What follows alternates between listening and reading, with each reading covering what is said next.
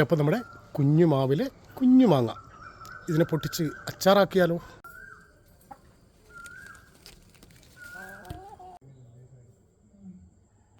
അപ്പോൾ അതെ, നമ്മുടെ മാങ്ങയൊക്കെ ചെറു കഷ്ണങ്ങളാക്കി മാറ്റിയിട്ടുണ്ട്. അതിലേക്ക് നുള്ളു മഞ്ഞൾപ്പൊടി ഇട്ട് കൊടുക്കാം. ഇതിലേക്ക് നമുക്ക് 2 സ്പൂൺ ഉപ്പ് കൂടെ ചേർത്ത് കൊടുക്കാം. നമുക്കിതിനെ നന്നായിട്ടൊന്ന് യോജിപ്പിക്കാം. അപ്പോൾ നമ്മുടെ ഉപ്പും മഞ്ഞൾപ്പൊടിയും ഇട്ട് 1 മണിക്കൂർ ഒന്ന് ഇളക്കി വെച്ച മാങ്ങ തയ്യാറായിട്ടുണ്ട്. നമുക്കിനിയും വേഗത്തിൽ അച്ചാർ എങ്ങനെയാണ് നിർമ്മിക്കുന്നതെന്ന് നോക്കാം. അപ്പോൾ അതെ, അച്ചാറിന് ആവശ്യമായ സാധനങ്ങൾ എന്തൊക്കെ വേണം നോക്കാം.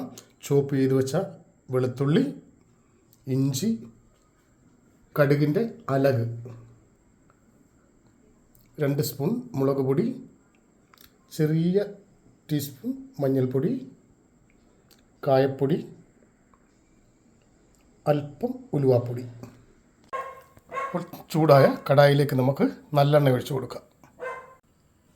അപ്പോൾ അതെ, എണ്ണയൊന്ന് ചൂടായിട്ടുണ്ട്. അതിലേക്ക് നമുക്ക് കടുകിൻ്റെ അലകിട്ട് കൊടുക്കാം.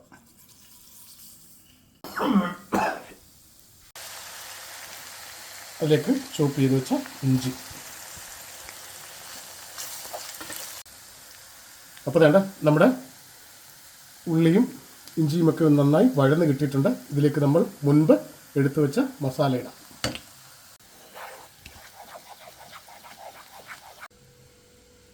അപ്പോൾ ഇതിലേക്ക് നമ്മളപ്പം മാങ്ങയിൽ ഉപ്പും മഞ്ഞൾപ്പൊടിയും പുരട്ടി വെച്ചിരുന്നതാണ്. എങ്കിലും മസാലയ്ക്ക് വേണ്ടി ഒരല്പം ഉപ്പിട്ട് കൊടുക്കാം.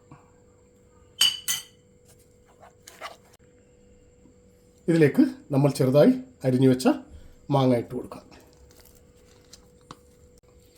അപ്പം ഈ മസാല എല്ലാം ഒന്ന് നന്നായി മാങ്ങയിൽ പിടിക്കത്തക്ക രീതിയിലൊന്ന് ഇളക്കി കൊടുത്തു കഴിഞ്ഞാൽ നമ്മുടെ അച്ചാർ തയ്യാർ. അപ്പോൾ ദേ, നമ്മുടെ മാങ്ങ അച്ചാർ തയ്യാറായിട്ടുണ്ട്.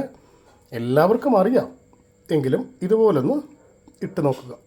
ഓക്കെ, മറ്റൊരു വീഡിയോയുമായി വരുന്നത് വരെ ഏവർക്കും ബൈ.